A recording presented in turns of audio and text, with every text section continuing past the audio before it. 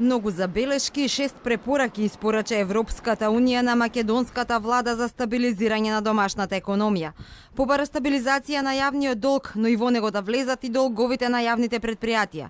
Побара да се воведат правилата јавниот долг да не надминува 60% од БДП, а дефицитот 3%. Забележа и за ниската реализација на капиталните инвестиции и порача пак да нема оправдување, туку тие да се реализираат според планот.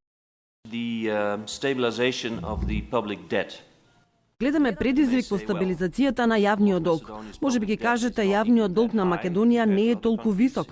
Приближно е 43% оваа година.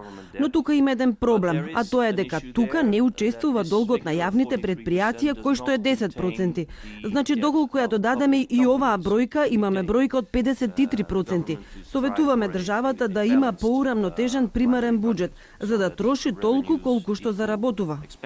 Од делегацијата на Европската Унија како главни проблеми во земјава ги нотираа сивата економија, неинтегрираноста на домашните компании во глобалниот синџир на вредности, како и високата невработеност кај младите, која кај нас е 45%, а просекот во ЕУ е 15%. Побараа да се прецизира мандатот на инспекцијските служби и забележаа дека 28 колку што ги има се премногу. Забелешки има и за образованието. Младинската гаранција неколку години постои во Европската Унија и беше усвоена од Република Северна Македонија. Тоа е гаранција од владата дека сите млади на возраст од 25 години, кои што се невработени, откако ќе ги напуштат студиите, да добијат квалитетни понуди за работа, продолжување на образованието или занаетчиски активности.